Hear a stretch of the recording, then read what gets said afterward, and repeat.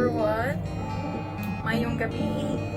So, for today's video, mag-try tao gamit ani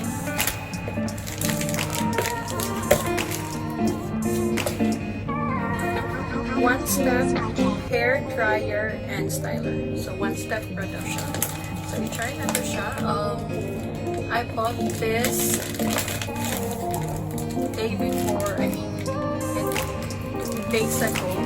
Tapos, na-deliver na siya today. Naka-sale man good. And then, so tanaw na to kung tinuod pa yun nila kung ilang ipa-advertise kung tinuod pa yun. Okay? Hindi na ako mag-tuan. So, naliko na di I took back already.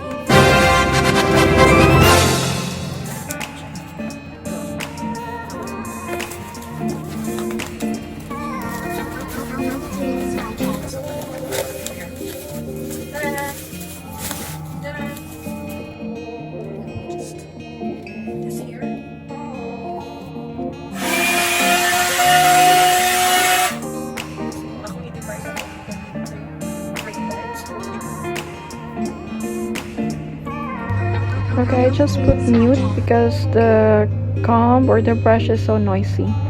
So I'm starting to brush my hair using this, and let's see how it works, if it's gonna really dry my hair. So there you go.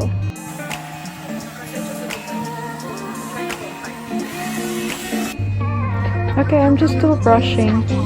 So yeah, I hope you can see some improvement, that my hair after using this, it's dry a little bit and also little straight. So yeah, it's a good thing.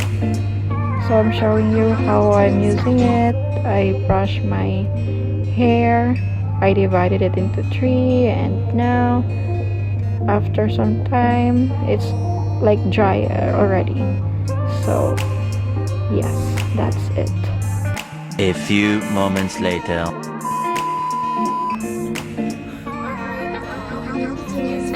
I-rate ko siya from 1 to 10. Siguro nasa 7.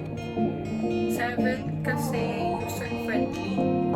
Kanina nahirapan lang ako na i-switch on to kasi akala ko nakasaksak ng maayos. Madali lang pala siya. Tapos, make sure na bago mo siya gamitin, dapat napatuyo muna, or at least walang yung parang tuyo na, sobrang tuyo na yung gamit ng towel. Tapos, supply mo muna using other na supply bago ito. So, pero pwede mo naman siyang gamitin as depende sa'yo. So, iba pa rin yung nakasanayan natin na iron. Maganda yung resulta nun. Pero ito naman is, if your purpose lang is para mapabilis din yung ano mo. Actually, maganda yung blower. Pero ito din. 7 out of 10. Anyways, pangit na talaga yung kahit i-blower ko yan. Ganyan talaga yan.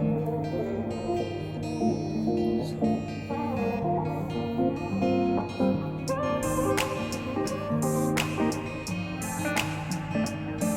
this is the result.